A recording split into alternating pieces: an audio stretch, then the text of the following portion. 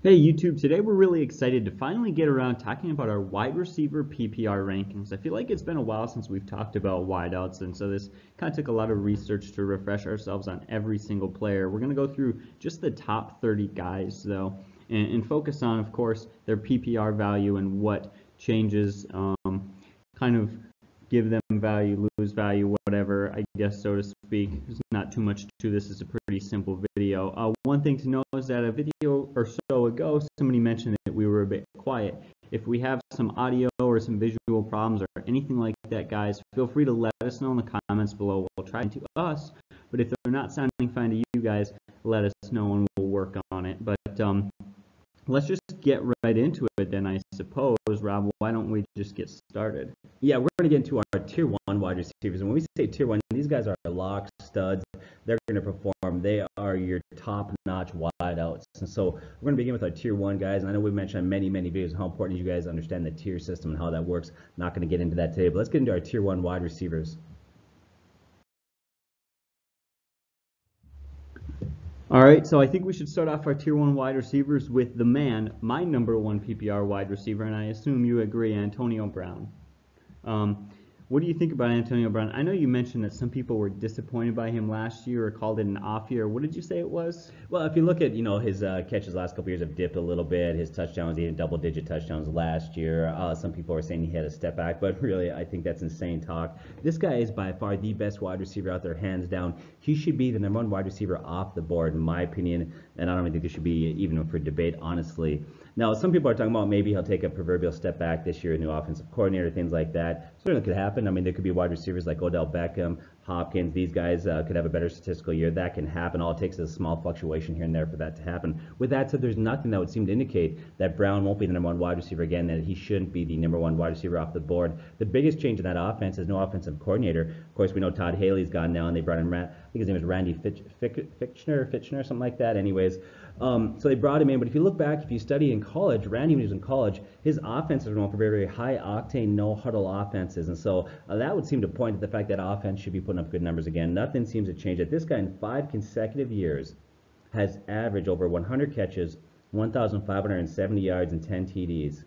This guy is a future Hall of Famer. He's a stud. He should be the number one guy. And before you get into your numbers real quick, our tier one wide receivers are going to give you some information on why we have them where you have them, but you really can't go wrong with any of these guys. Yeah, exactly. I completely agree with you. This is one where, for me, it's like Antonio Brown is number one, hands down. But are you really going to be upset if you get Odell Beckham and not Antonio Brown? Like, no, you're going to be fine. But yeah, it's crazy. Since 2013, Antonio Brown has had the most catches in the NFL. He's had 582 catches since then. He's been phenomenal. In fact, like I said, some people are saying, oh, last year was a bit of an off year, but he had 101 receptions in just about 13 games. It was about 13 and a quarter because he got injured in the first quarter of this New England Patriots game. Anyways, he still finished top 5 in receptions. He would have finished number 1. He still finished first in yards. In my mind, he's the man. But what about this other guy who kind of surprised some people last year, DeAndre Hopkins? Yeah, DeAndre Hopkins is number 2 on our list. He's number 2 on my list anyways. I assume he's number 2 on your list. He's 4 years younger than Brown. Actually, one of you guys out there wrote in and said that they're in a dynasty league and they've got Antonio Brown and they were offered DeAndre Hopkins. And they're 1-2 in our rankings, so once again, you can't go wrong either way. The one benefit of Hopkins, he's 4 years younger, and so if you're in a dynasty league, that might be beneficial to have a younger guy like him. He's only 26. Guy's got a lot of talent. You look at 2 of the last 4 seasons, he's had 11 and 13 TDs, so he finds the end zone. He's averaged 1,275 receiving yards the last 4 years, and his resume includes a season where he had 111 catches. Now, I could break down some yardage totals. He's had 1,210 yards one season, 1521, 1378, so he's had good yardage totals. But what I think is most impressive, if you look at his numbers, is that he did this with some really bad quarterbacks. He would have Odell Beckham, he would have Antonio Brown type numbers. Here's some of the quarterbacks from 2013 to 2017. Listen to the names on a list here that he had as quarterback: Matt Schaub and Case Keenum. Now, I think it's important to say that Case Keenum before last year was not very good. Okay, so he's not the Case Keenum last year. He struggled. He also had some of the guys: Ryan Fitzpatrick, Ryan Mallett. 2015, the year that he had 111 catches, he had 1,521 yards and 13 TDs. He had a quarterback: Brian Hoyer, Ryan Mallett, and T.J. Yates. Okay, And then, of course, he had Brock Osweiler. He's had Tom Savage. Now, last year he had Deshaun Watson for 6 games, and during that, Deshaun Watson's going to be a very good quarterback in the NFL. He would definitely qualify, but all the other names that we listed are below average quarterbacks, and yet he's been able to put up good numbers. It just shows you this guy is so talented. He'd be successful with the average quarterback at best, and he should get more than that, I think, this year with Watson back in healthy. Now, you look at 6 games last year when Watson was healthy. During those 6 games, he averaged 6 catches, 92 yards, and 1 TD over 16 games. That turns out to be 96 catches, 1,472 yards, and 16 TDs. And really, those numbers actually could be higher because Watson's still developing a rapport with him. He's young, and so those numbers could actually go up. This guy is a stud out there. I love this guy. What are your thoughts? Yeah, I completely agree with you. One thing that I wanted to note is that somebody asked me actually, do you think that DeAndre Hopkins is going to have a worse season now that Will Fuller is going to be healthy for the year? And they're citing that his production was a little bit worse. I want to read an Instagram post that I made actually a while back about this. So here's what I said. Over the last 2 seasons when Will Fuller is healthy, which was 23 games, Hopkins gets 27.4% of total team targets. That comes out to 9.9 catches a game. When Fuller is absent, which was only 8 games, Hopkins gets 12.3 receptions per game. And so, yeah, when Will Fuller is healthy, DeAndre Hopkins gets 2.4 less catches per game. So I think a lot of people think, especially in PPR leagues, maybe he has less value because Fuller will be healthy. But let's look at something very interesting here. I wrote, however, Hopkins had 2 touchdowns in the 6 games that Fuller missed. So he was, but he had 11 touchdowns in the 10 games that Fuller played. Without Fuller, Hopkins was on pace for a 5-touchdown season. And with Fuller, Hopkins was on pace for a 17.6 touchdown season. And so you look at those numbers, are you going to take the 38.4 extra points in receptions or the 201.6 extra points in the 12.6 added touchdowns that you're getting when Fuller is in? So yeah, he gets a little bit less targets, but man, he is so much more productive when Will Fuller is there. So I just wanted to put that out there because some people were asking about that. I think this is just going to be another great year for Hopkins, who's finally going to have a full season with a real manageable quarterback. Yeah, I think Will Fuller takes pressure off. Teams can't double team him as much. It's harder, so I think that's certainly a benefit to him. If I have any concern for Hopkins this year, I think it would be the defense for Houston. Last year, that defense was last in the NFL in points allowed per game, so a lot of those statistics were them playing from behind, having to throw the ball a lot. They made a lot of moves in the offseason. J.J. Watt's healthy. They brought some guys in. That defense is going to improve, and if it improves, then will that decrease how often they have to throw the ball? Will it decrease the points scored per game, things like that? That might have an impact. I think it's very minimal. Once again, DeAndre Hopkins is a stud. He should be your number 2 guy out there. So yeah, he's phenomenal. Gotta love the guy. But what about Odell Beckham Jr. now? Yeah, he's another guy, Odell Beckham. It's just hard. These first few guys, I mean, these are all good. You get in one of these guys, you're set. Odell's just like all the other ones. He's so talented. Look at the first 4 seasons he's been in the NFL. You look at his per game statistics, and you average over 16 games. Here's what the guy's average: 107 catches, 1,506 yards, and 13 TDs. This guy's amazing, and he's still young. He's very talented.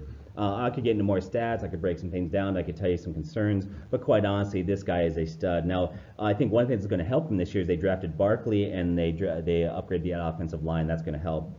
Concern I have for him is that they have a lot of weapons there. You got Shepard, Ingram, Barkley. Will he see a decrease in targets? That could happen, but I think that's going to be offset with the fact that you add into that they're going to have more sustained drives. They're going to score more points. That's going to be more targets, more yards, so on and so forth. So, yeah, the targets might get spread out, but I think the fact that offense should be better this year with the offensive line upgrade that they made and some other things going on there, I think Eli Manning will be more effective. And so I think that's kind of a wash statistically. This guy is a lock to have a big year. Yeah, exactly. For me, what he loses, because I think he'll lose maybe 10 to 15 catches this year simply because of all the weapons in that offense. Last year Evan Ingram was a rookie, and he had a historically good rookie season. Shepard is a very good number 2 wide receiver. Barkley is being compared to LaDainian Tomlinson. If he can do anywhere near that, have that level of production in the passing game. So I think he may lose some catches, but I think he'll definitely be able to make up for that in times. He'll be able to find the end zone in times that he doesn't have double teams. To me, it's very simple. He's not quite as good as Hopkins and Brown, but he's definitely better than these other guys in these lists that we're about to talk about, like Julio Jones, Michael Thomas, and the rest of the guys in this tier 1. And so he fits right in there, and he doesn't move at all for me. Yeah, we did a statistical breakdown, the first wide receiver video that we did, where I broke down some of his statistical declines he's actually had, if you look at it, or concerns we had about his route running or things like that. But honestly, it's just splitting hairs. I was going to share some of those facts. That this video will be 2 hours long, and you really don't need to hear that because honestly, he's very good. You can't go wrong with Odell Beckham Jr. All right, what about Julio Jones? This is a very interesting guy who last year, and I've always kind of felt like, oh, I want to stay away from him. I prefer wide receivers who find the end zone, maybe because I spent my first few years in fantasy purely in standard leagues, and so I have a hard time adjusting to PPR, whatever it is. But last year he was really effective. In fact, he was the most owned wide receiver on championship teams, being on about 20% of championship teams last year. So why do you think that is? What gives him his value? Of course, we know he gets a lot of catches. Yeah, you mentioned his drawback. This guy doesn't find the end zone a lot, which is odd because he's a big frame, 6'3", 220. You'd think he'd be targeted a lot in the red zone. He's only averaged 5.5 TDs per season. That is not very good. But this is PPR league, and that matters and it changes everything. This guy's broken over 1,400 receiving yards the last 4 years. Between the years of 2013 and 15, he averaged 7.8 catches per game. That projects out to 125 catches over 16 games. If you look at 2015, he had 139 catches and 1,871 yards. That was a phenomenal year. I mentioned he's broken over 1,400 yards the last 4 years. He's been very, very solid. He's also had 2 seasons, he had over 100 catches, and another season there where he was on pace to over 131 catches, but he got injured. If you look at the past 10 years, if you look at the best seasons by a wide receiver as far as average points per game in PPR leagues, there's 4. He's 4th on the list. Antonio Brown's 2 and 3, and I think number 1 up there was Randy Moss, if I remember correctly. He's number 4. This is a guy who has got huge increased value in PPR leagues. He gets a lot of targets, he gets a lot of catches, so I got to put him up there, number 4, even though he doesn't find the end zone a lot. You know, that just proves kind of the power of knowing your scoring and using it to your advantage. Last year, he only had 3 touchdowns. That was tied for 71st in the NFL for receiving touchdowns. 71st. If he was the 71st fantasy receiver last year, he wouldn't even been on a roster a lot of times. But he makes up for it so much in catches that, like you said, he's still a top 5 guy. He's still number 5, number 4 guy. To me, it's really unbelievable. Another guy who's a really good PPR specialist, specifically last year, Michael Thomas.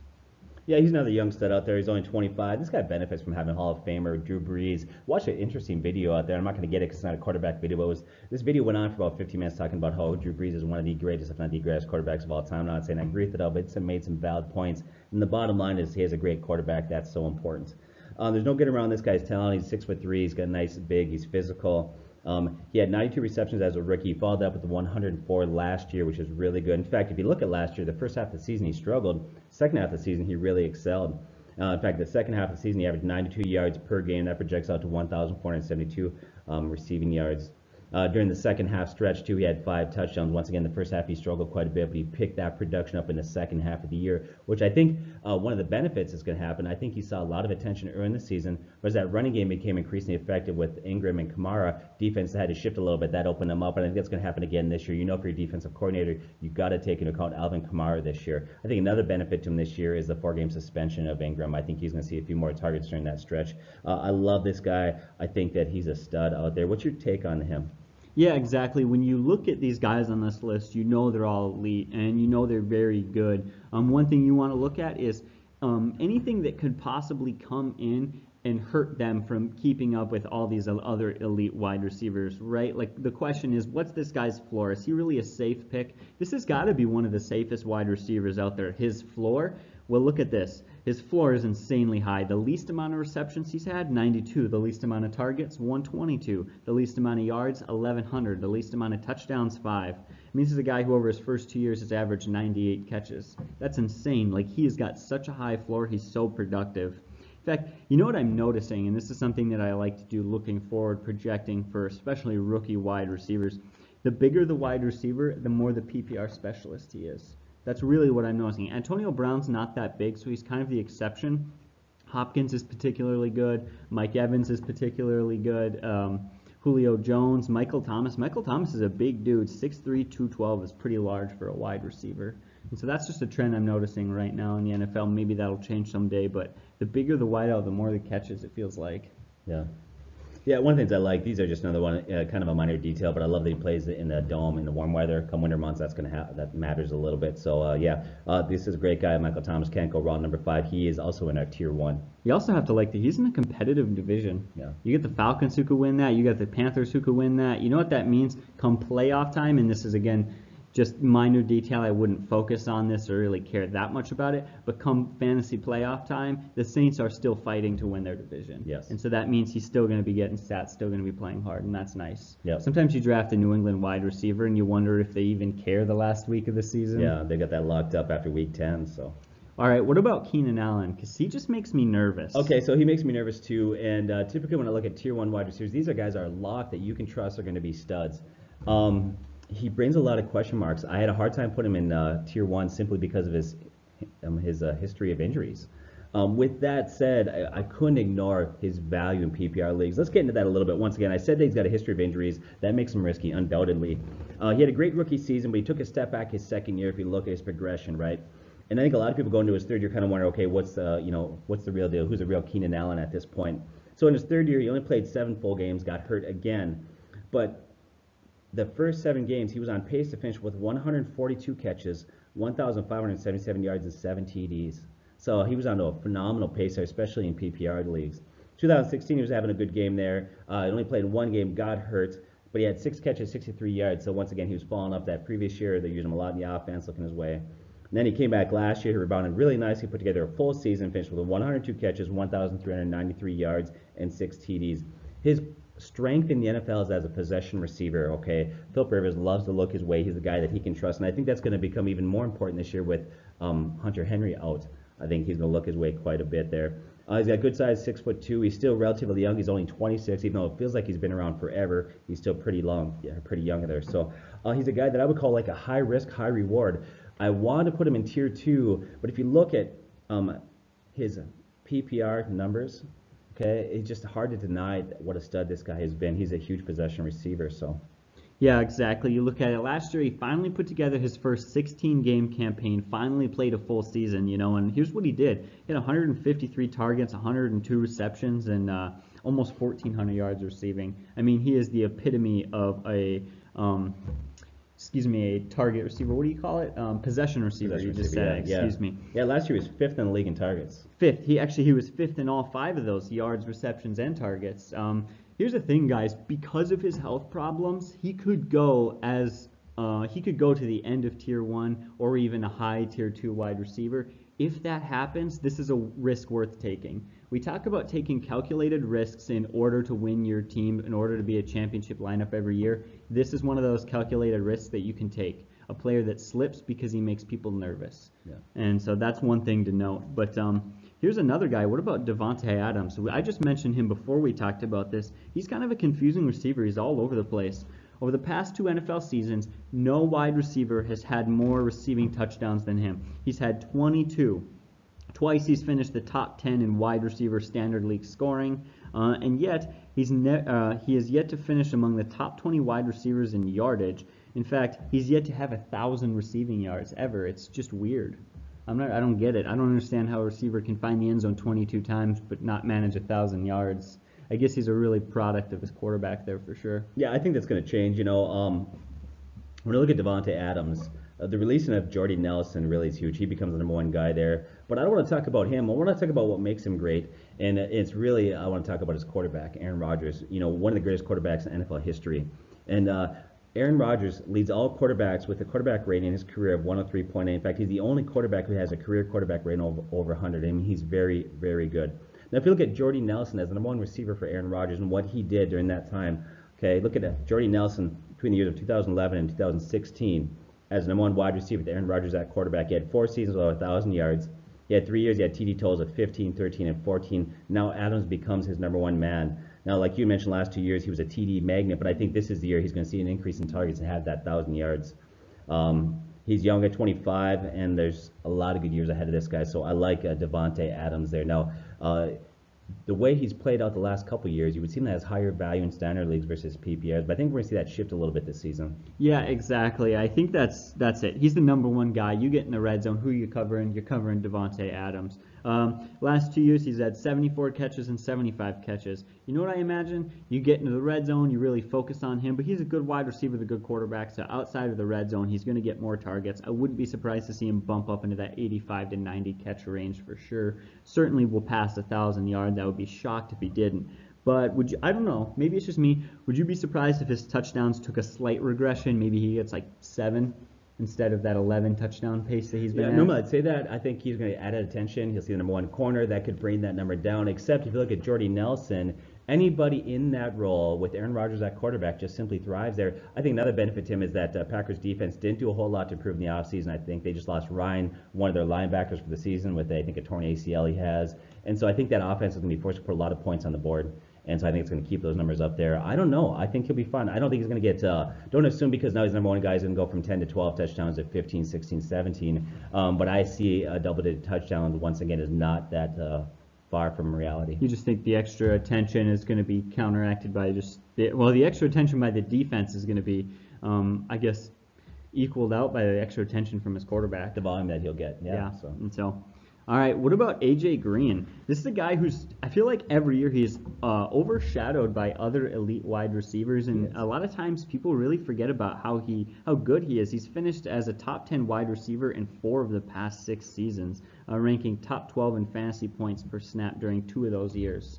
So I won't keep going. I have a few more things, but what do you have to say about it? Look that up, as I think he's been over 1,000 yards 5 of 6. I think there's only 1 year that he hasn't. Check into that. But I want to go back to what you said previously. I didn't say yards. Oh, okay, sorry.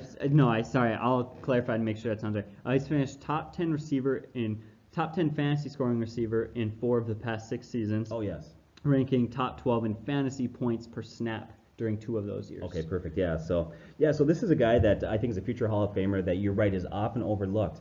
People get excited about the new guy, they think about Hopkins, this and that, but year in and year out, this guy is a stud.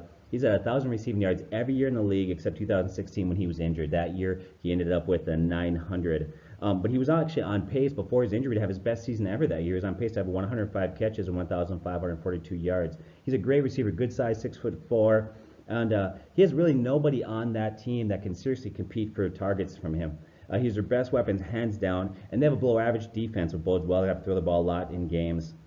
He's at 30, so he's not young anymore, but he's still got a few years ahead of him. He finds the end zone often. That's another thing that's a huge benefit to this guy. 3 times he had double-digit touchdowns. He's had 57 touchdowns in 7 seasons. His per-game touchdown statistic on average turns out to be 8.69 touchdowns per season. So let me say that again, 8.69 TDs every 16 games that he averages out. So he finds the red zone fairly consistently. The one concern I have is Andy Dalton's play there. Now, that offense struggled the last couple of years, but they brought a new offensive coordinator. I'm hoping that his new, fresh perspective can hopefully add some life to that offense. So. Yeah, exactly. I think a lot of people, they stay away. They think AJ Green is really good, but that offense is going to hold him back. I don't think so. Despite how bad the quarterback play was last year, he still finished top 12 in essentially everything that we look at a wide receiver. Targets, receptions, receiving yards, touchdowns, and end zone targets. So I really like that. I think that he's going to continue to have that level of production. I like how you mentioned he finds the end zone a lot. Last year he finished top 12 in end zone targets. He had 14 targets in the red zone. I really like that a lot, actually, because that tells you that that's not just a fluke. He's not just making big plays and teams will catch on to that. Like, they're trying to get him the ball in the end zone very consistently, so he'll keep that up. But let's move on now. We can talk about our final Tier 1 wide receiver, Mike Evans. Yeah, he's another guy. In the first 4 seasons, he's had over 1,000 receiving yards. There's only him and one other wide receiver that in their first 4 seasons in the league have had over 1,000 yards. You know who the other guy was? No? Who? AJ Green. AJ Green. AJ Green. So this guy's been really consistent. He's produced.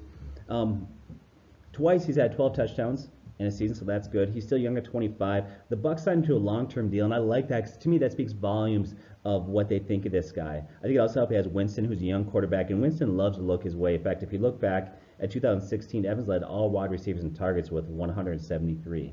And so he loves to look his way. I think he's a great young possession receiver, the bright future in the NFL. The one concern I have for him, actually I had him a little bit higher on the list, and I bumped him down, and that's Winston's 3-game suspension. Knowing that Winston loves to look his game, if you look at last year, he regressed in targets, and that regression, I think, was primarily due to the fact that Winston missed some games with injury. And so I think those 3 games that he sits out with suspension will hurt Mike Evans' total slightly at the end of the year. But I love this guy. Once again, he's another guy. He's 6'5". He's a big, physical, huge receiver. I love that. I like that you mentioned that. 6'5", big physical receiver. You know what I mentioned earlier? I just talked about it. These big receivers, I said, tend to get a lot of catches but struggle in the end zone. That's not Mike Evans. In fact, he led the league with 73 end zone targets since he's entered the league. I mean, he's a big guy who's getting the ball constantly in the end zone. He averages 152.4 targets per 16 games since he's entered in the league. The only thing that concerns me is that despite all his targets, despite his production, and I don't even care so much about the ups and downs of him finding the end zone, because every year he's kind of on and off. You get 12 receiving touchdowns and he'll just get 3. Like, that's not even my biggest concern. Only once has he had a top 12 fantasy receiving finishing season where he was a top 12 fantasy wide receiver. And that does concern me, especially with, you're not going to have Winston for 4 games. And honestly, they said that they're going to make Winston earn that job. He may not have Winston for quite a while next year. And so this year. So that does concern me. I do have some concerns with him as time goes on.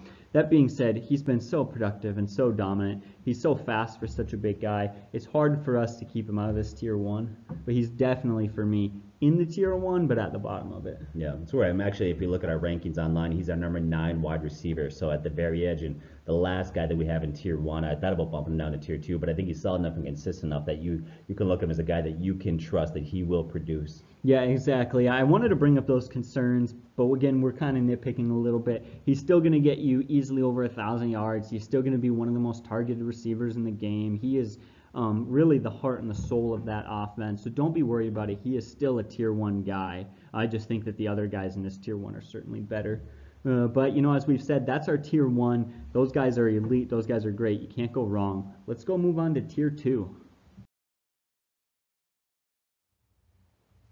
All right, let's talk about Adam Thielen, a little hometown guy. I like him. He's a good story. Yeah, he's a great story. I love the guy. I'm a Vikings fan. He's a beautiful story. If you don't know his story, here's his story. So he made the Vikings as an undrafted rookie free agent. He came out of Division II Minnesota Mankato State.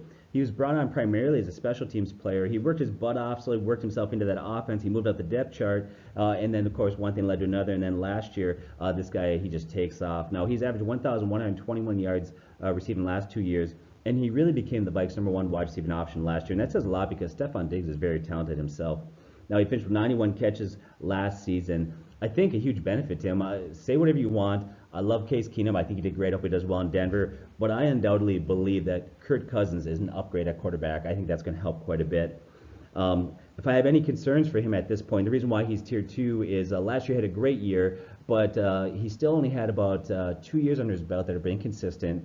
And then the other thing is I think Stephon Diggs is actually talented enough to become the number 1 guy in that offense, and that could relegate him to the number 2 guy. But as of right now, Adam Thielen is in that tier 2. I love the guy. What are your thoughts on him? I think somebody who hasn't really studied, maybe this is some of the first fantasy videos you're watching for this season, is nervous about Adam Thielen, because last year was really the first year that he's been on the scene big in the fantasy world and people have really known about him. But 2016 was a good year for him as well. He had 69 catches, 967 yards, and 5 touchdowns. That's a very solid season, especially considering he was still really earning his role on that team. He had a top 7 finish at the wide receiver position with a 74% catch rate, and in yards per target, he had 10.4 yards, not per catch, per target. That's including dropped passes, incomplete balls, everything. So he was very productive in 2016 too, and he is, like you said, he's in a very good offense, a huge upgrade at quarterback, and he's a PPR guy. 91 catches, hands down, that's what he does. But let's move on. Let's talk about another guy who is kind of the opposite. Adam Thielen hasn't been around for a while. Larry Fitzgerald seemingly has been around since the beginning of the NFL. At least since I've been watching, that's for sure. Yeah, Larry Fitzgerald is a stud. He's a class act. I mean, there's so many things I love about this guy. He's another guy actually from Minnesota. He's had an excellent career. But at the age of 35, he's a future Hall of Famer, but he's not young anymore. Okay, we've seen a dip in yards, we've seen a dip in his TDs, but what he's done because of his big physical body. See, normally when you get older, you get big. When you get older as a wide receiver, the one thing that typically goes first is your speed and your quickness. Okay. And so for a guy like Larry Fitzgerald, maybe he's lost his step, maybe that's why his yards are down, but he can overcompensate for that because he's got great hands, he's a big physical body, so he's become a major possession receiver, averaging 108 catches the last 3 years. Let me say that again. He's averaged 108 catches the last 3 years. So even though he's lost his step, he's able to make up for it in the increased volume and catches. Now, at 35, I struggle to have him at number 11, okay? But I couldn't ignore his numbers. And here's the other thing. Every once in a while, there are players that can, at the age of 35, be productive. I want to give you a few examples. Jerry Rice, from the age of 35 on, had 3 seasons. They had over 1,000 yards receiving. Chris Carter did it. Terrell Owens, Tim Brown, just to name a few, are all players over the age of 35 had 1,000 receiving yards. So even though he's 35, even though he's getting older, this is probably the last year he's going to be ranked in the top 20. He's a guy I think you can't ignore where he is at. And the other thing, he's in great physical shape. He's a consummate professional. He works very hard in the offseason. And I think with either Bradford at quarterback or if a rookie quarterback is there, if Josh ends up being the quarterback there, I think they're going to rely on him quite a bit. So. Yeah, there's no arguing that he is a tier two guy. He's consistent. He has a high floor. For me, this is a little bit more your rankings. I would drop Fitzgerald down. I think that he's more bottom tier two, and I'll say why. Now, again, I want to clarify. I'm nitpicking. I want to push back a little bit and things, but I completely agree with you. I don't want to contradict you. I just want to bring up a few points. Yeah.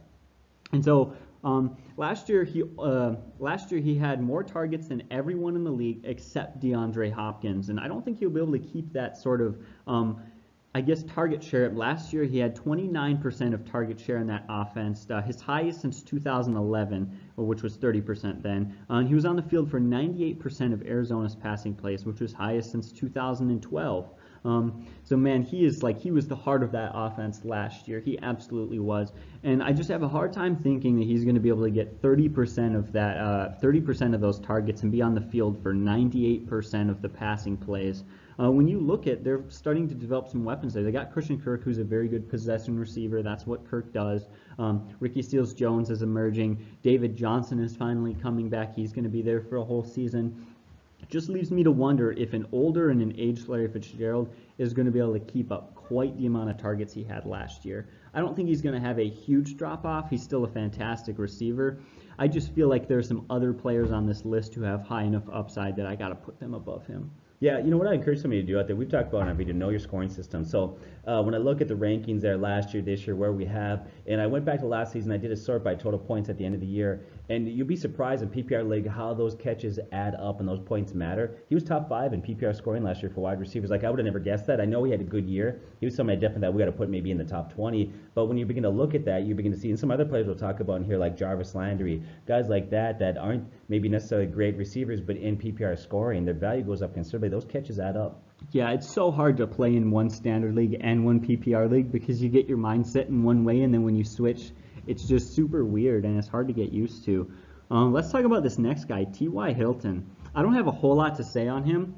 I'll just say that even if he has a good season, I just don't want to go anywhere near him for 2 reasons. And one is his value is tied to his quarterback. If Andrew Luck plays, he's got a lot of value. If Andrew Luck doesn't play or doesn't play well or isn't all that healthy, he loses a lot of value. And the other thing is he's unbelievably inconsistent. T.Y. Hilton had a 12-game span with only 361 yards. That means for 12 games, he only averaged 30 yards. I mean, he just disappears. Do you want a wide receiver on your team where basically the entirety of the fantasy regular season, 12 games, he's just gone and he's useless? He absolutely can explode. He can be a huge guy. He's a deep threat. If Andrew Luck plays, he can have a very good year. He's going to have over 1,000 yards. He's going to have 5 to 7, maybe 8 touchdowns. But yeah, I just have to feel like there's a lot of upside and a lot of downside. And do you want to pick a guy as a second-tier wideout with this much possible downside?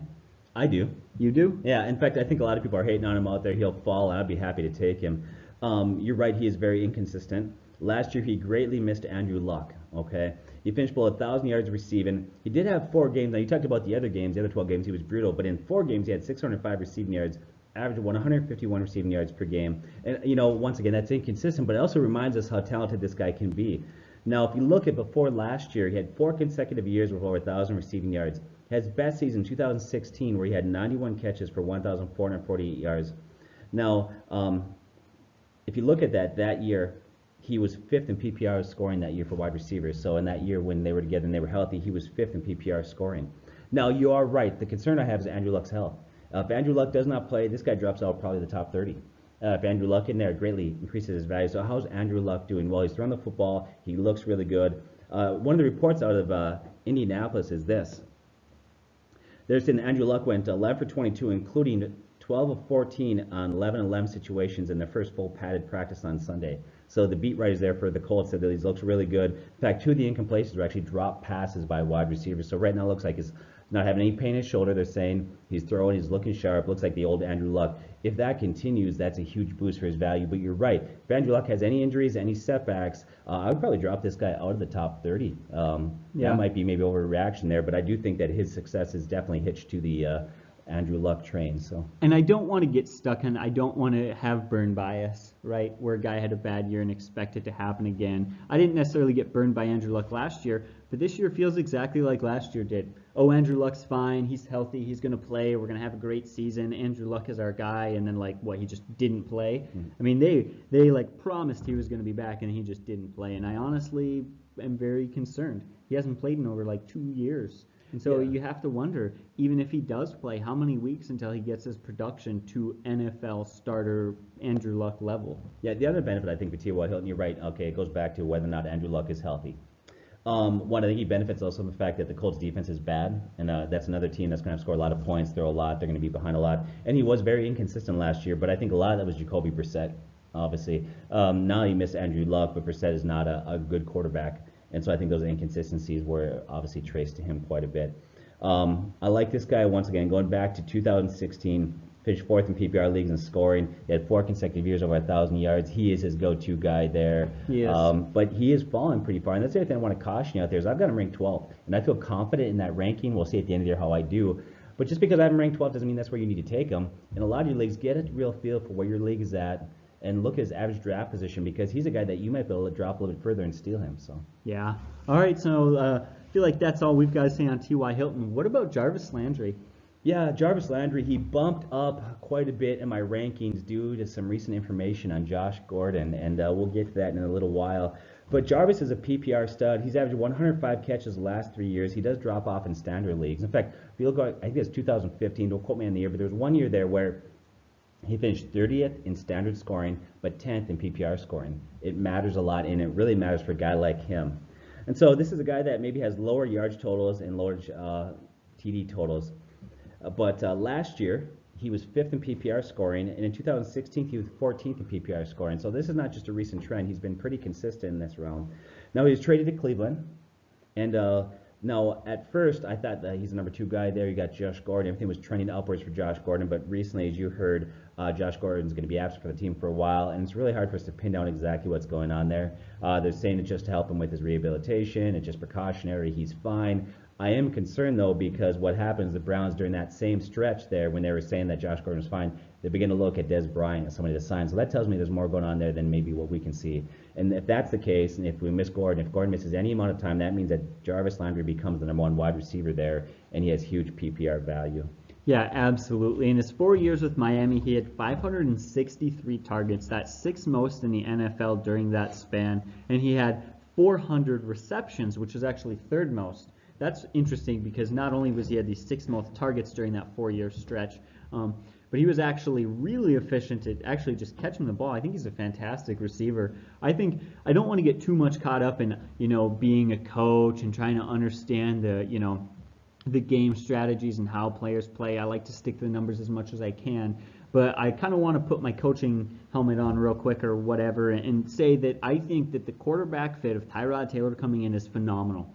Tyrod Taylor he's a very smart quarterback. He doesn't make mistakes. He just keeps slowly moving the chains. He can do it with his legs. He's actually fairly accurate, and he fits Jarvis Landry extremely well. This could be a huge season for Jarvis Landry, specifically in PPR, especially if Josh Gordon doesn't play. I wouldn't be surprised if he was hands down the go-to guy all year. In fact, I would be very shocked if he wasn't. And so I think that's a wonderful fit, 2 guys who should play really well together. Yeah, I think rapport and chemistry is so important. In fact, reports out of Cleveland are is that they've built great rapport. Him and Tyrod Taylor have great rapport. And they're saying that he's catching everything that's been thrown his way. Another thing that I think is a benefit is his yardage totals have been lower. But part of that is because of the routes that they ran in Miami. He had the lowest distance per catch of any wide receiver out there as far as how deep his routes were going. The one thing that the Browns have said is they're going to try to open up a little bit and get him downfield, and so hopefully that'll help him see increased yardage totals if he's getting farther down the field and they're running deeper routes with him. So everything's pointing right now. Once again, it does come down to Josh Gordon. If Josh Gordon reports back to camp and he's fine, he's there for 16 games, then I would probably have to drop Jarvis Landry's value down a little bit. But right now, with Josh Gordon, in fact, I think some major red flags there. I've got some major concerns. I mean, where are you with Josh Gordon? Is that concerning? Very concerning. Yeah. And I'll talk about it in a minute. One more thing I want to say in Jarvis Landry is that I also want to note that this is probably the best wide receiver that Tyrod Taylor's ever had. Yeah. And I'd love to see what kind of production they could do together. But yeah, about Josh Gordon, that's a thing where you just have to keep waiting and watching and seeing. And as far as Josh Gordon goes, I'd prefer to be in an auction league when dealing with Josh Gordon, because then I don't have to pick him not knowing whether or not people are valuing him. I can get him for the lowest amount possible that I have to, and the second that his value goes over what I think he's worth or goes over beyond what my affordability is, then I can just step back and say whatever. And that's kind of a nice thing about auction leagues. But in a draft, it does make you nervous. Like if you're picking him, he's got such high upside. Do you wait and risk somebody else take him? But he's got such high downside. Do you take him too early and waste a pick on a guy who may not play all season? This is one of those reasons we just say it all the time. Like, push your draft late as possible. Push your draft late as possible, because you want to figure this stuff out. I know we want to be competitive and we're excited and things like that, but it's not a competitive league if you're just doing your draft so early that it's just a gamble. The person who wins your league is the guy who had the most luck with least amount of injuries and least suspensions. Like, that's not fun. That's not competitive. But we'll move on. Let's talk about Demaryius Thomas. He at one point was like the man, was one of those top 3, top 4 wide receivers. He was definitely at top five for many years. I think he's another guy that's been overlooked. I think a lot of people are saying that he's done. I disagree. Look at Demaryius Thomas. He had 5 seasons with 1,000 receiving yards. Now last year he just missed that mark with 949. Now he had seasons with 10, 11, and 14 touchdowns. His numbers took a hit when Peyton Manning retired. I think a lot of people felt that's why he's seen a decrease in his numbers, because of Peyton Manning. That's how good he was. He was a product of that quarterback play. But I think his numbers took a hit, not because of Peyton Manning retirement, but primarily because the quarterbacks that took over for him were brutal. You look at Brock Osweiler, Simeon, Lynch at quarterback. Those guys were brutal. I think the addition of Case Keenum is going to help him rebound. I expect a year from him around 1,200 yards, 78 TDs. I like this guy. I think he's very good. And at 30 years of age, he's not too old for a wide receiver. He's still got some good years ahead of him. He's highly targeted, and I think he's underrated.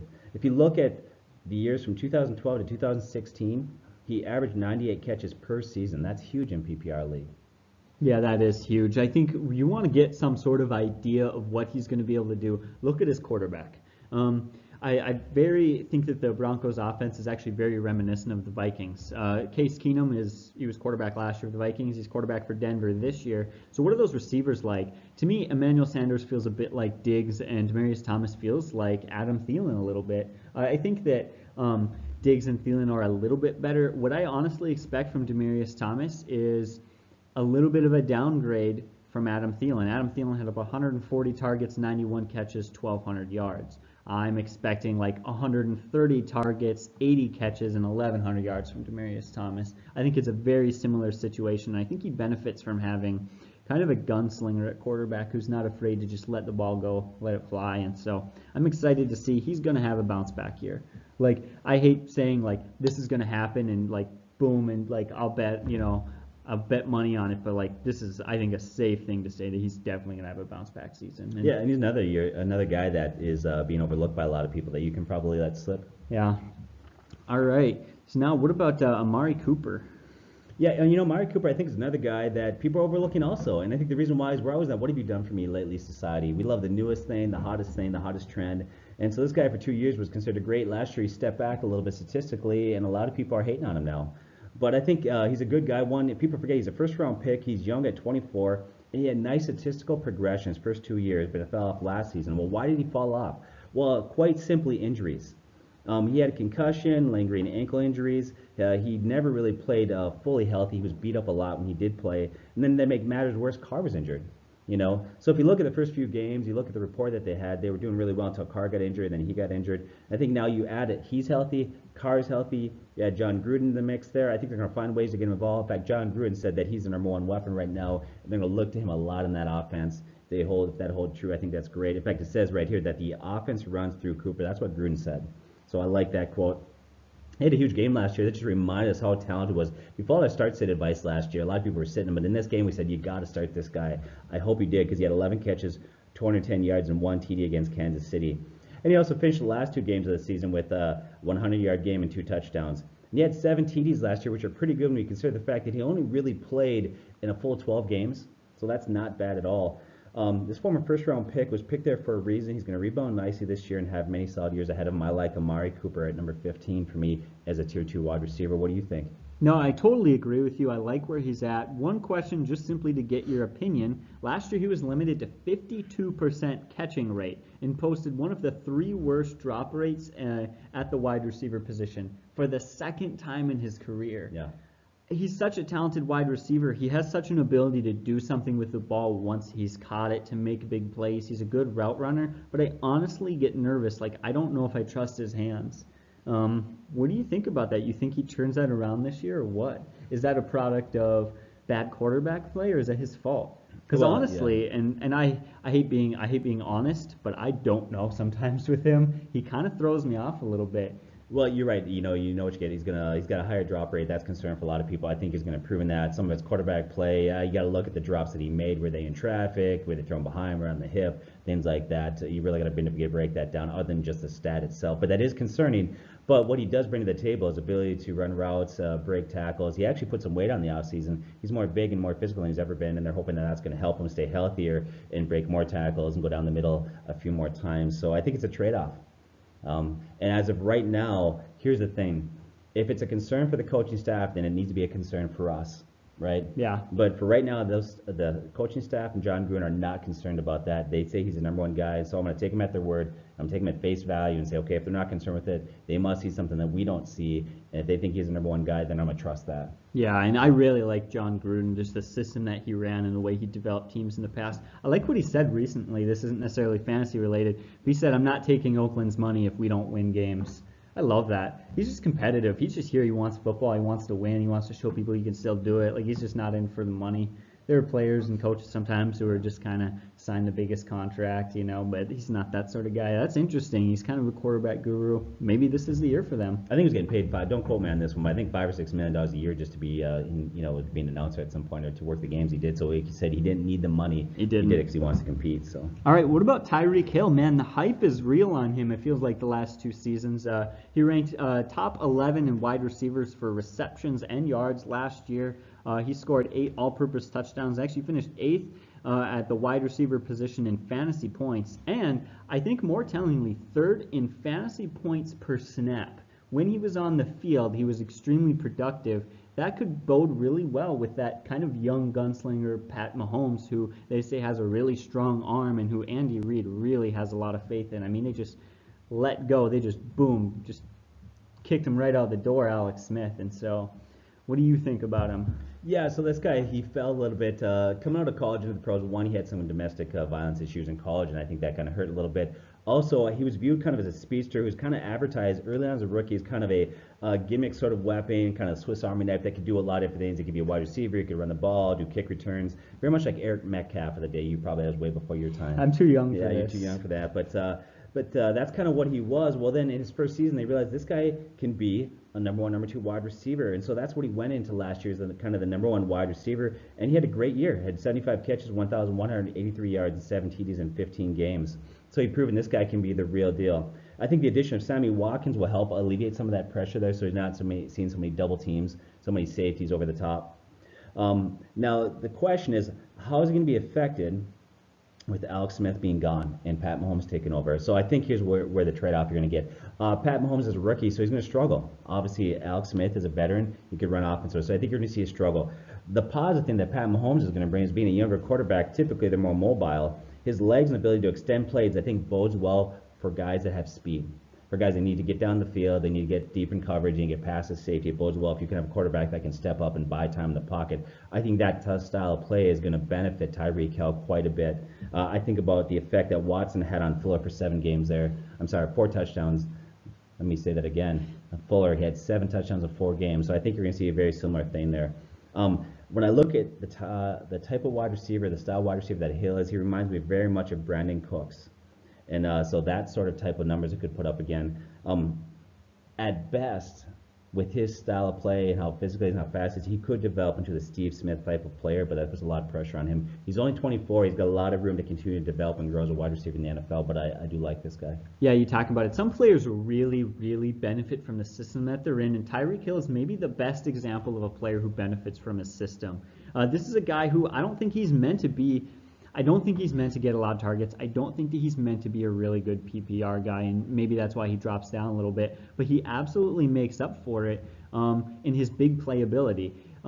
He is the number 2 target behind Travis Kelce, and it is a run-first offense, but that's absolutely fine. It's not a concern for me. That's a real, kind of run and gun, play action, run and shoot the ball downfield sort of offense, and I think that this could be the year for Tyreek Hill. Could hit a lot of home runs, a lot of deep touchdowns and things like that. That being said, I wouldn't be surprised if last year he had 75 catches.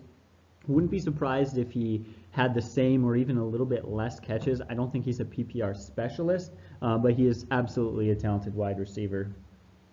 So that's what we have to say on Tyreek Hill. What about Doug Baldwin? For me, he kind of flips. He's kind of the opposite of Tyreek Hill. Tyreek Hill does a lot of different things right. He's a special teams guy, a returner. He's kind of a deep threat, but not a PPR specialist. Doug Baldwin doesn't do special teams. I think he is a PPR specialist. What do you think about him? I've got a lot to say on him, but I just love that system. I love what he could do this year. Yeah, I know you're big on Doug Baldwin. I am too. I think he's Wilson's favorite, most dependable target. 2 years ago, he had 14 touchdowns. Now Jimmy Graham left. He takes with 10 TDs with him. And I think some of those targets and TDs are going to go back to Baldwin. He's averaged last 3 years 1,053 receiving yards and 10 TDs, what he's averaged last 3 years. He's not young anymore, but he's still got a few good years left in him. And here's why I really like him this year. Once again, I'm not sure that he's got a ton of talent. I think he's a very good wide receiver. But what I like about his situation is that defense. Talk about Seattle's defense right now. They lost Sherman, Richardson, Bennett. Thomas is holding out right now, so he's not going to report if he doesn't get a long-term deal or traded. They had some huge hits on that defense. And that means they're going to score a lot of points and depend on Wilson and that offense to score points to win games. I think that bodes well for Baldwin. In fact, I think you're going to have some statistics you'll scare about late in the game, how he statistically thrives in pressure situations. So I love I love the situation he's in. I think he's a very good wide receiver. I think Wilson's a very, very good quarterback. The one concern I have from a report just came out by ESPN's Adam Schefter that says that he might miss most, if not all, the preseason because of a knee injury. Now, with that said, missing the preseason is somewhat concerning, but not overly concerning. Yeah, absolutely. It's one of those things when he's your number 1 wideout. In fact, he's probably your only really trustworthy wideout. You're gonna rest him. You need him healthy for the season. This may be a good thing for him. Yeah. It might, but we don't know. We have to watch and see.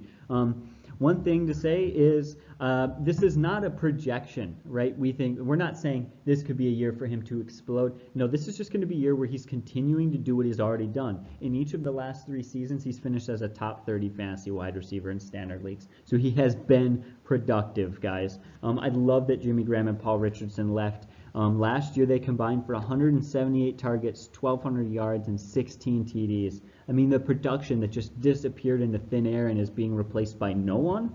I don't think all of those targets are going to go to Doug Baldwin, but a lot of them certainly will. Absolutely think so.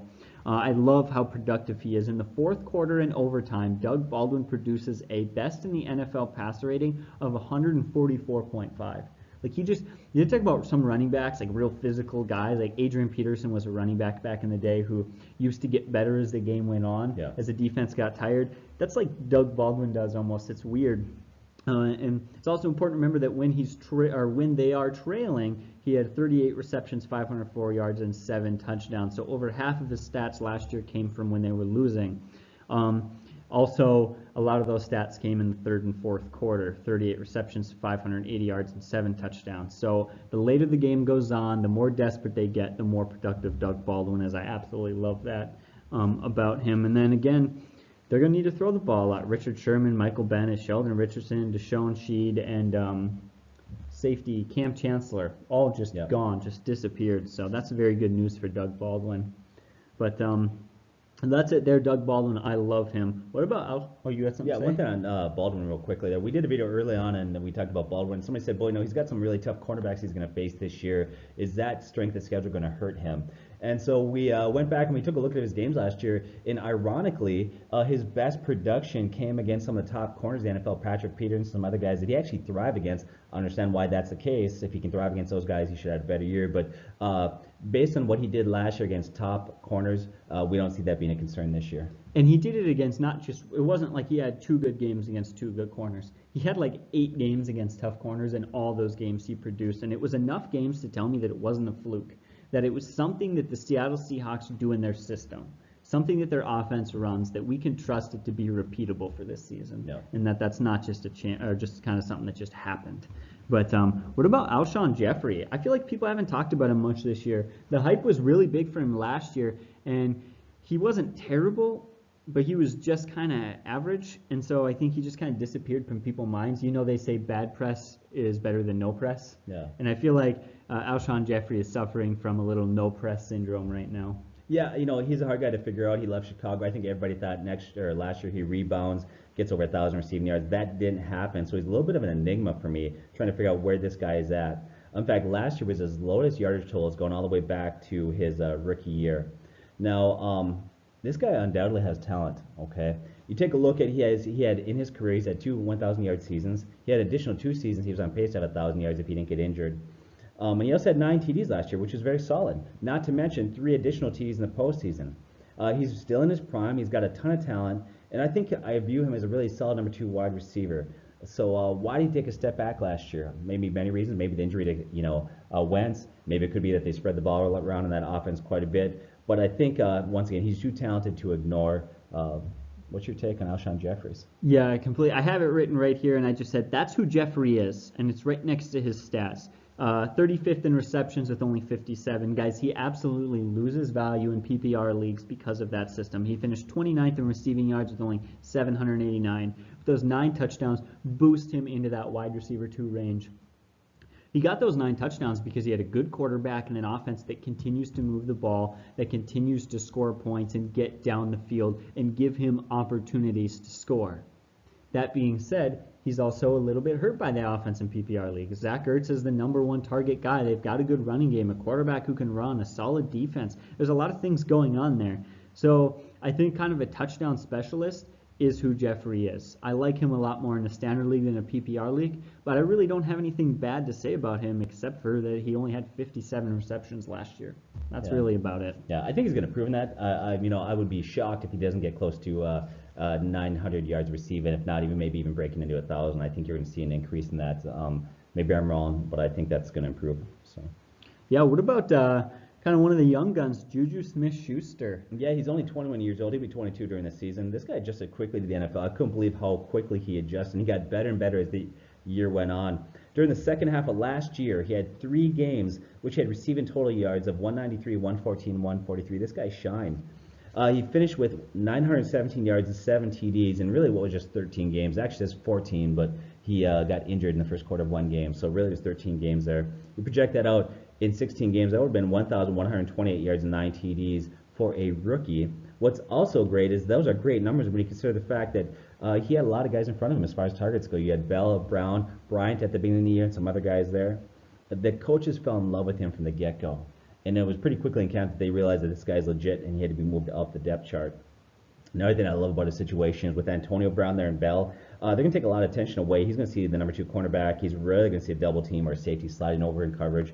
And so the concern you might have with him is, does he see a decrease in targets because they do have Bell and they do have Brown? But like I mentioned earlier in the video, his new offensive coordinator, if you go back to college, he was known for running high-octane offenses. He loved the no-huddle, up-tempo sort of thing. So hopefully that helps sustain production and keep his targets in a decent level. But Juju Smith-Schuster has a ton of talent. This guy is very skilled. Yeah, there's no arguing. Not only is he a good wide receiver, but he's in a good system. We always go into the season, what's changed that could hurt this guy or help this guy? Nothing's changed. He didn't even play a full season. He had 58 catches, almost 1,000 yards. He had 8 touchdowns. He was so productive. What I love, it wasn't just that they were forcing him the ball, because some wide receivers have done that in the past, where you just force him the ball and force him the ball, and some people may think that Juju Smith-Schuster only had a season because he was a third guy. He was unbelievably productive. He was 6th in the NFL in yards per target. He had 11.5 yards per target. He was so productive. Like when they threw him the ball, he was good. 73% catch percentage last year was very good. And I also like to look at what can a guy do after the catch. This is a really good way of, is it a good quarterback getting in the ball in a good system, or is he an athletic guy? And he is an athletic guy, 6.8 yards after the catch. So I really like what he's able to do, able to keep that ball moving. So young, so athletic. You know, they say that your brain doesn't stop developing until you're like 22 to 24 years old. Heck, he couldn't even legally drink when he started in the NFL. That's insane to me. But I love to see. I imagine he'll start to take steps forward. Just note that he's not a tier 1 guy because of the weapons in that offense. He will always be the number 3 behind Antonio Brown and Le'Veon Bell. So that's that right there. What about Allen Robinson? Here's a guy who's real risky. Yeah, this is a guy that, it's hard to ignore him. I got to put him up there because he is a guy who's had success in the past. In fact, if you look at 153 receptions in 2,283 yards and 20 touchdowns between 2015 and 16, he was very productive there. He's been brought in as the number one wide receiver. And whenever you talk about a guy that's going to be the number one wide receiver, volume matters. So for that, you can't ignore him. But I do have concerns with this guy. One, he's coming off an ACL injury. He's going to a team that struggled last year. I almost hate to say it. Every time we do, Chicago fans hate on us, but they did struggle last year. I think Mitch Trubisky is going to continue to develop. I think he's got a long way to go. I think a lot of people assume Mitch Trubisky is going to make the same leap that Jared Goff did last year, and I think that's a lot of assumption. I think he will get better, but once again, going into an offense that's not prolific yet, I think it could be. He's coming off an ACL injury with a young developing quarterback. I think that lowers the ceiling. With that said, Allen Robinson has all the skills to be a number one wide receiver as long as he's fully recovered. And as of now, he's been ready for OTAs. He's looking good. He looks like he's healthy. He looks like he's going to be set for this year. Yeah, that's where it's like he goes out in 2015, he has 80 catches, 1,400 yards, 14 TDs, and people are like, wow, he's really good. And then the next year, 73 catches, in 2016, 800 yards and 6 TDs, and people are like, what the heck? And then he gets injured, and people are like, I don't know what to think. But then he goes to this new team, and I think some people think he'll explode, and I'm not really sure what to think. The Bears have a good defense. They do. A good football defense, maybe not quite as good fantasy-wise. They've got a really good running game in Jordan Howard. They've brought in other weapons there like Taylor Gabriel and Trey Burton. And with a quarterback like Trubisky, who only threw 7 touchdowns last year, honestly, guys, I'm just left wondering, is Allen Robinson going to have this production? Even if he's healthy, which is certainly a question, what level of production will he be at? Will he be 100%? Probably not. The ball can go some other ways. I think that Taylor Gabriel actually could be a bit of a sneaky play this year as a wide receiver 3. Trey Burton could be a solid starting tight end for someone.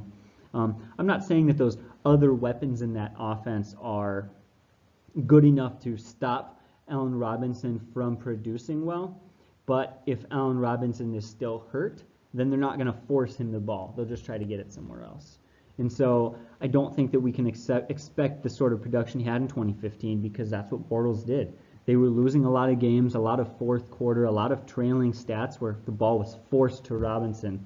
And so I'm expecting more 2016. About 75 catches, 900 yards, and 6 or 7 TDs. That's about what I'm expecting. Yeah, I think that he's got a lot of talent, but if I take a look at him, for me, he's a guy that I would love to pick up in a dynasty league, and I see him having a much better year in 2019.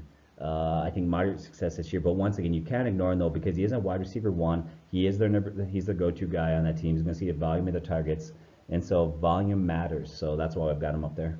Yeah. So what about now? This is our last guy in our tier 2 is Brandon Cooks. First, when he went there, I thought, well, this seriously lowers his value. This is his 3rd team in 3 years.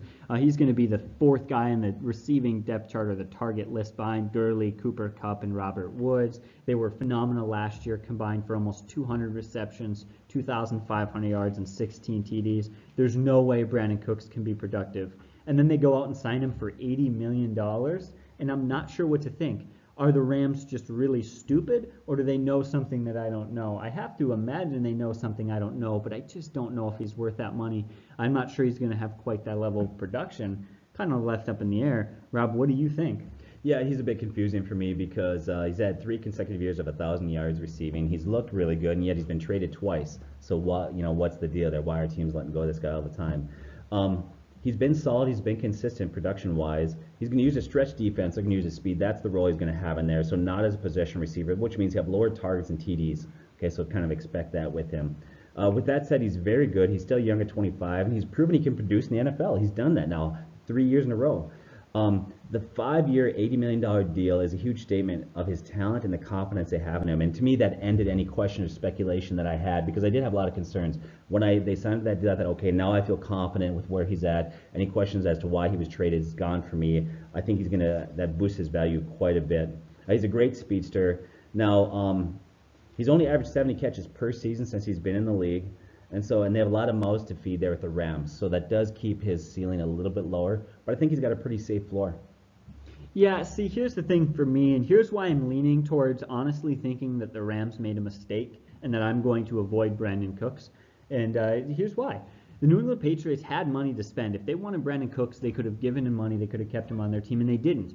And yet they're picking up like Kenny Britt and trying just all these random guys here and there and trying to find their option. They just picked up Eric Decker, and they just don't have a good receiving team, and they didn't even want him.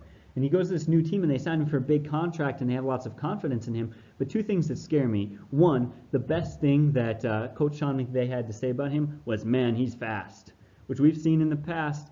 Fast receivers have disappointed in the NFL. And number two, how much of a statement is it when they throw tons of money at you, but you're like the fifth guy that the Rams have thrown money at in this offseason? I think they have spent so much money this year. I think they've spent more money than any other team in the NFL. They just put like $60 million into Todd Gurley, which was a smart move. They put tons of, how many different guys have they added to that defense this year? What's that cornerback? Was it Aqib Talib they signed? So I feel like they're just kind of in a money spending mood. I don't know. I don't trust it. I want to stay away. Well, let's look at the situations that he left. So he was playing with New Orleans, got traded away from there. That was kind of surprising for me, although the thing was is they had Michael Thomas there. Obviously saw a lot, felt like they couldn't have two number one guys there. You can't put that much money into your wide receiving core. But that's not the first time they let go of Jimmy Graham. So that's not beyond New Orleans. And if you look at it, New Orleans knows that success of that offense lies in the arm of Drew Brees.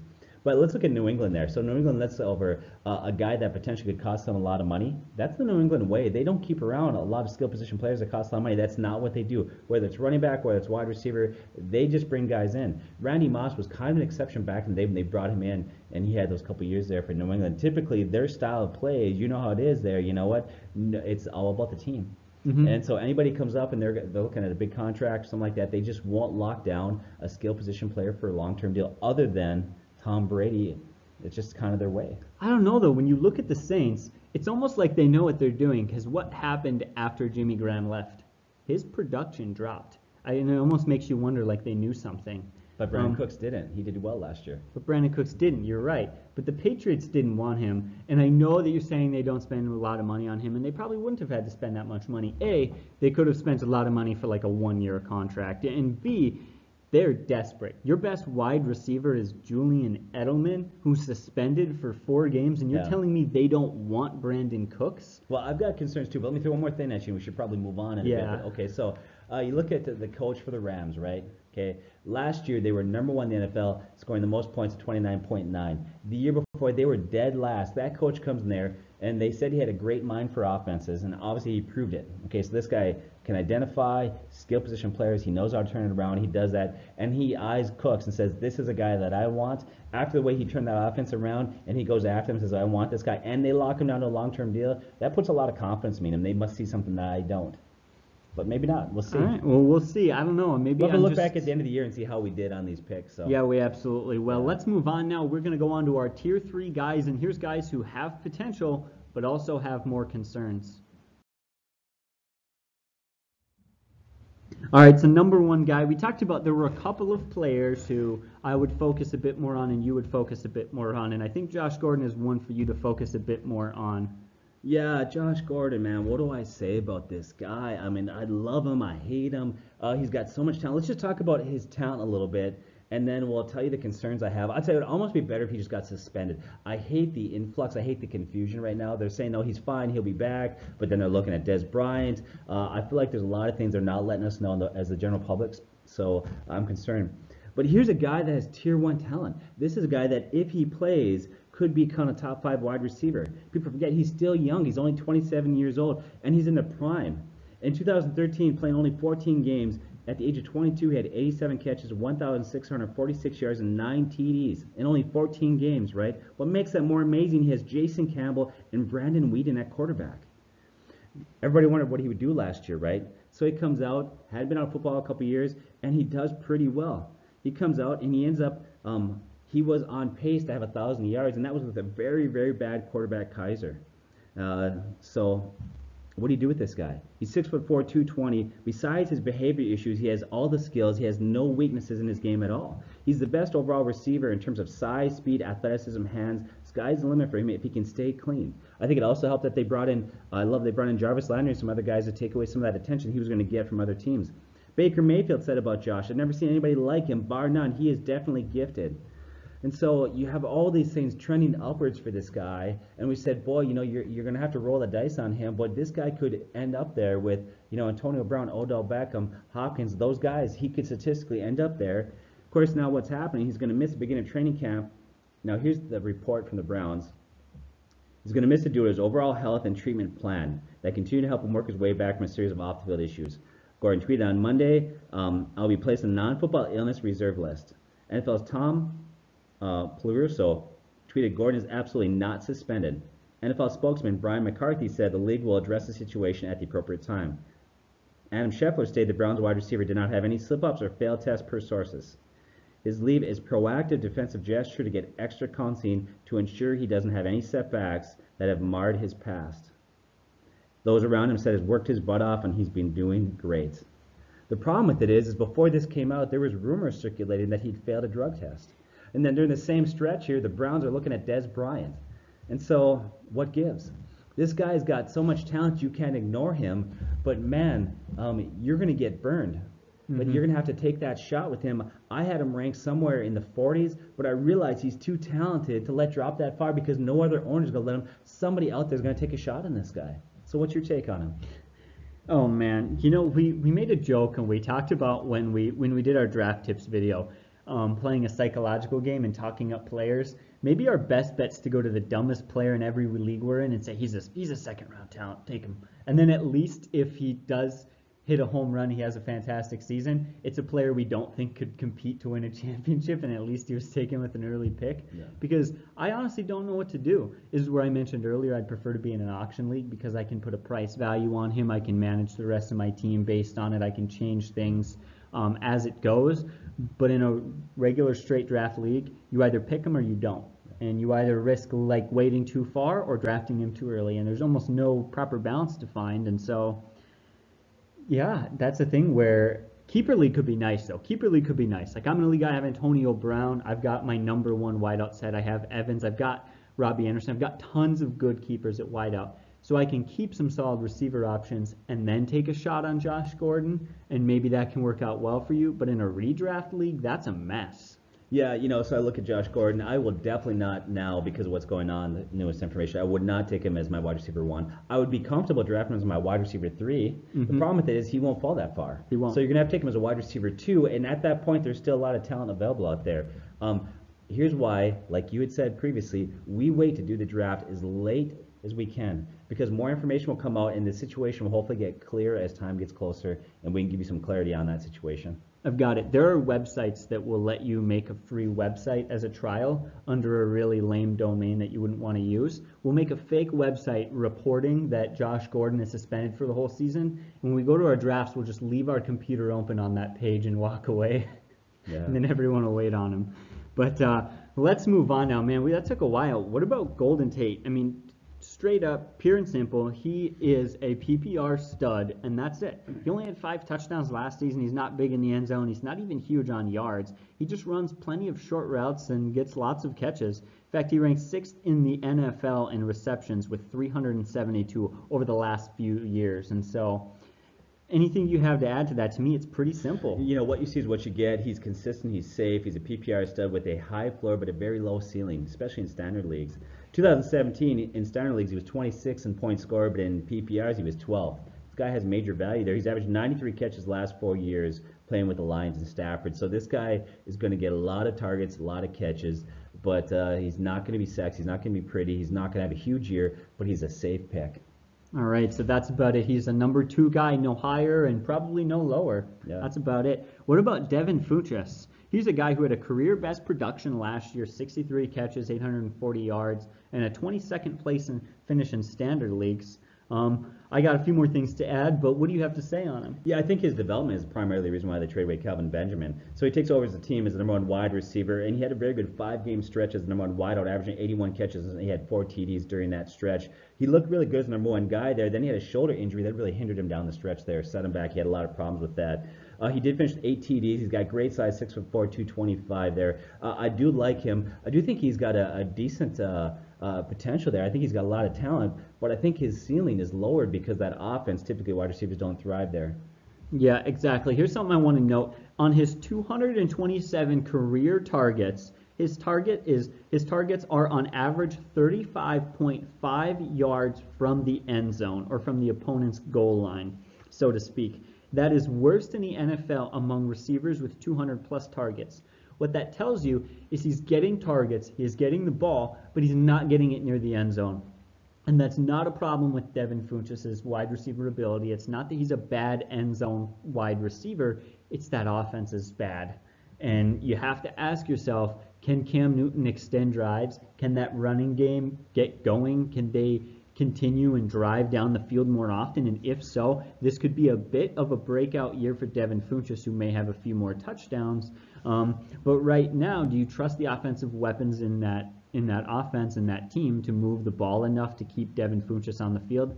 I don't. So this is a great spot to rank him, a talented wide receiver who just needs to be in a better position. All right, now what about Stefon Diggs? Yeah, Stefon Diggs, this is a guy that's got a ton of talent. He's the Vikings playoff hero last year. He's very underrated, and he actually has a talent to be a top 10 or top 15 wide receiver. Everything fell into place. He fell in the draft because of spleen issues coming out of college. A lot of people don't realize that. So what's kind of held him back? Well, it all comes down to health with him, his ability to stay healthy. In 2016, you look back there, right, his numbers are a little deceiving, but don't let his numbers fool you. If you take a look and broke that down a little bit, he often played hurt. He missed a lot of minutes with injuries. But when he was healthy, he was at times amazing. He showed he could be the number one wide receiver. During a stretch of games,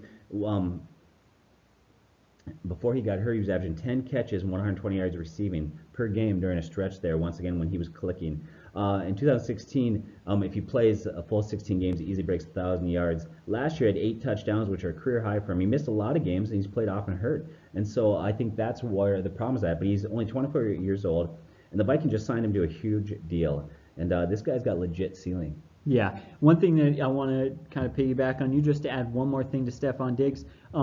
Because we're Vikings fans, sometimes people think we're biased. And when you said that if it weren't for injuries, he'd be a top 15 fantasy wide receiver, that's not our opinion. That is a fact.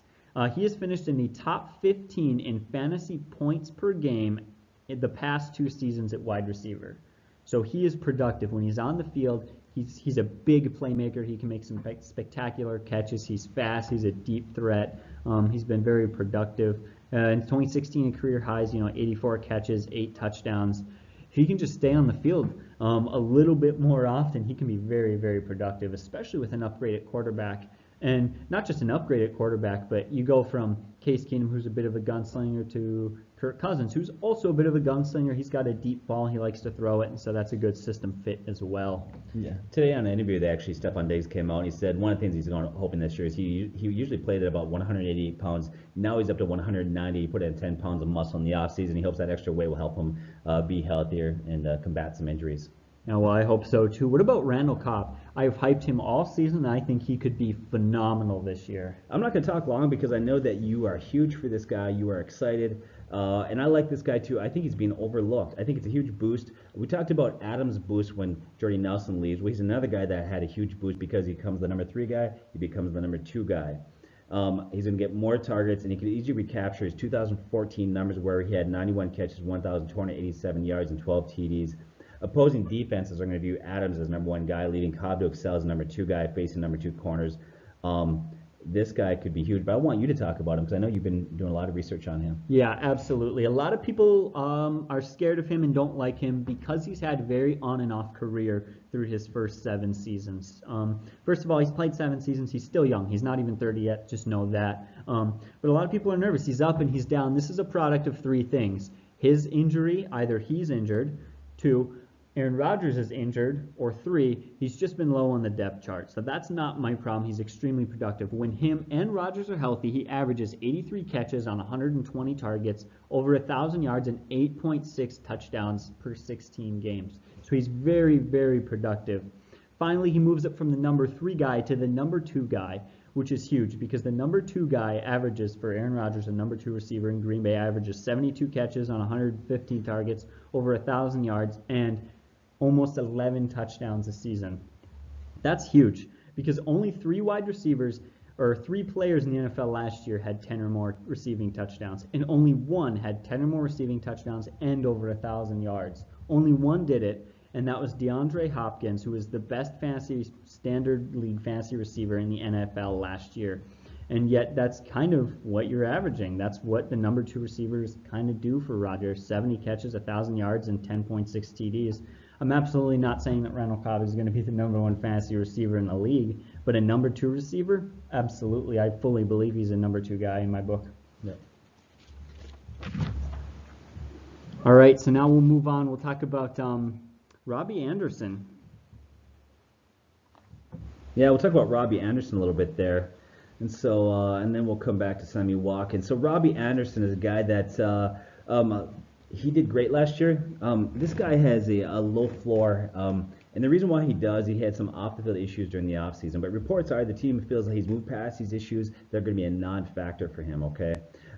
He has a low floor, but this guy actually has a high ceiling, and I think he's got wide receiver 1 potential. He can easily be a wide receiver 2. Now, he's 6'3", he's got good height, he's athletic, he's fast. He's actually put some size in the offseason also. That should help him a little bit because of one not coming out of college. He was a little bit slight of build.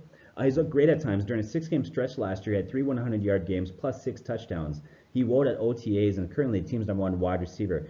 Coach Bowles has said, I think from a mental standpoint, as far as the pre-snap reads and understanding the game, he's doing so much better. He's not just using his speed. He's a more complete receiver than just simply being a speed guy. He's taking that next step and understanding what he needs to do to be successful and how to attack the game. They love him there.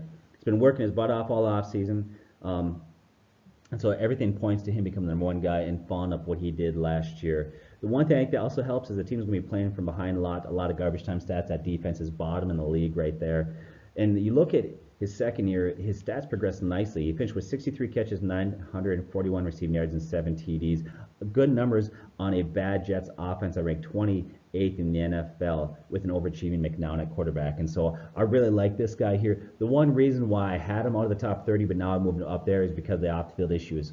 Like I said, he got in some trouble, speeding, some other things, but now it sounds like he's pled out of that. He's going to be okay. He might get a suspension from the NFL. Looks like if it is, it's only going to be 1 game, but everything would seem to indicate that's not going to happen, and he's moved past that. These guys got a lot of talent there. So.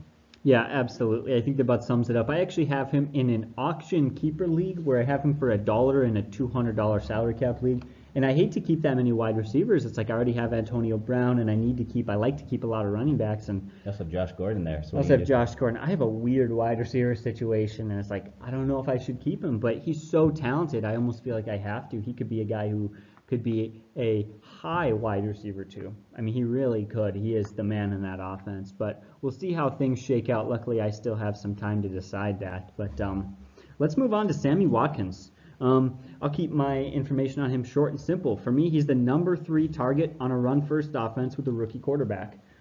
He's going to be behind Tyreek Hill, who is the big playmaker, the home run hitter. He's going to be behind the end zone guy and the check down guy, which is Travis Kelce. And then you still got Kareem Hunt out of the backfield and Kareem Hunt on the ground. You do wonder how much is going to be available for Sammy Watkins to do. However, Watkins is too talented.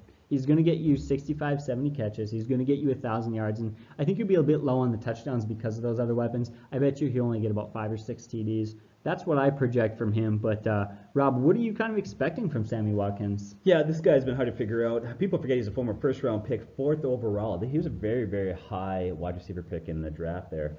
First 2 years in Buffalo, he looked like he was poised to be an all-pro, which is significant when you consider he played on a bad offense with an average or below-average quarterback at best. Last year, he got traded to the Rams. It really took him a while to learn that offense, and subsequently he played behind Woods, Kupp, Gurley as far as targets goes. That kind of hurt his numbers a little bit. Now in Kansas City, I think what the role is going to have is Hill's going to be the speed guy stretching the field. He'll become their possession receiver with a young, talented quarterback there who's going to take some bumps off. It's going to take a while there. But I think that he's way too talented to ignore. If you look in his career, he's averaged about 1 touchdown every other game. He's a big target in the red zone. At 25, his talent, his opportunity, I think he can turn around and get 1,000 yards and maybe toy with maybe 8 touchdowns this year. So he's not real exciting because of the things you mentioned there. Rookie quarterback, other targets there. But he's far too talented to let fall any farther than this. Yeah, he's a guy. We talk about taking calculated risks. He's the opposite. If you're looking for a safe player to shore up your roster before you move on and take some chances on sleepers, if you're just looking to shore up your number 2 or get a really good number 3 wideout, like Sammy Watkins is the man. He feels like a very, very safe pick to me. Let's move on now. What about Marvin Jones? Yeah, Marvin Jones is another one who just, for me, is not real exciting. But yet, it's hard to ignore. Since he's come over to Detroit, he's really blossomed there. Stafford and him have really built some rapport together. He's eclipsed 1,000 yards receiving and 9 touchdowns. I see no reason for that trend not to continue. In 5 consecutive seasons, he's seen an increase in the yardage totals every year since he's been in the league. He's averaged over 1,000 yards the last 2 years in Detroit. They have a lack of proven running game and a poor defense. That should mean a lot of targets coming his way. The downside is you got Tate there, and then of course you have Kenny Galladay, who is also very talented. So that's the one concerns I have. Yeah, I really like. He's had 2 seasons now with 9+ touchdowns under his belt. I really like that. Since 2012, when he came into the league, he has ran 626 routes, passing routes, which is actually second most in the NFL. He's getting lots of opportunities in the pass. He's got a great quarterback situation. Gets about. This is a really interesting one right here. When Kenny Galladay is not playing, he got about 10.2 targets per game. When Kenny Galladay was playing, he only got 5.1. That's very, very scary for me. It is, yeah. He's being used half as much when Kenny Galladay is on the field. If Kenny Galladay is healthy this year, you do have to wonder if you should stay away from Marvin Jones. Honestly, in my book, he's a high receiver 3, and he's not a receiver 2 because of that fact, because I really like Kenny Galladay. But if something happens to Galladay, then Marvin Jones is a guy to have who could then again boost way up there again. Well, it's good that we have him in our tier 3 rankings. Yeah, exactly, right? That's funny. It's funny because we're in the tier 3 here, but I'm talking about a lot of these guys being my number 2 guy because we like to wait on wide receivers. That's one thing to note when I talk about that, is that I really wait on my wideouts more than most people do because I like to shore up tight end and running back so Well, much. we're going to follow this video up with a part 2, and we'll go beyond 30. And the reason why is this is where you make your money. Because quite honestly, the first 5 or 6 or 7 wide receivers, you don't need to know Odell Beckham, Brown. Honestly, we give you some stats and numbers, but everyone knows that they're good. But these are the guys that are going to make your money on. These are where you're going to have success, because if you follow our plan, the formula we give you, you wait on a quarterback, you take your running backs early, and this is where you begin to find these steals. But you can't do that if you don't do your research, and so this is where you really got to start to dive in. Exactly. Let's move on now. Let's talk about our final guy, Will Fuller. Here's an exciting play. During the 4 weeks that both him and Deshaun Watson were healthy last season, Fuller put up 22 targets, 13 catches, 279 yards, and 7 touchdowns. And he was the number 2 fantasy scoring wide receiver. The other 6 games that Fuller played without Deshaun Watson, he posted 28 targets for 15 catches, only 144 yards and 0 TDs, and failed to post a single top 40 week in those. So, I mean, he's unbelievably dependent on Deshaun Watson, and I have a hard time believing that he's going to get 7 touchdowns in 4 games again. But yes, I think he can be extremely productive. Yeah, see, I think a lot of people are going to tie his success last year directly to Watson, but I want to caution you there. First of all, he's a former first-round pick. People forget that his rookie year started really good. He had a great preseason. He follows up in the first 4 weeks. He's got 2 100-yard games and 2 touchdowns, but then he gets injured, and then his poor quarterback play by Brock Osweiler that slowed him. So his rookie year, he showed a lot of promise there. And then last year, like you had said, during a 4-game stretch, he had 7 touchdowns. They built rapport. He looked really good. He's only 24, former first-round pick. He has elite speed. With Hopkins there, I love that because Hopkins is going to get a lot of that attention. It means he's going to get one-on-one coverage quite a bit there.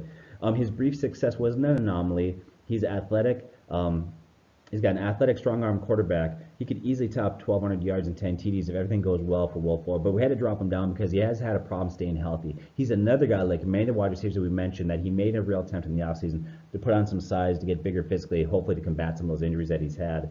And so he's a guy that if he stays healthy could be a real steal. Yeah, it's like people are like, why are you taking so many running backs and a tight end early? When I did that mock draft video, I didn't take a wide receiver till round 5, and people are like, you're an idiot. And it's like, well, hold on, I can get Will Fuller in like the 7th round, who has a very high possibility of being a 1,000-yard, 10-touchdown guy from what we've seen in the past. When they drafted him, actually, the year the Houston Texans took him in the draft, I honestly thought that was a mistake.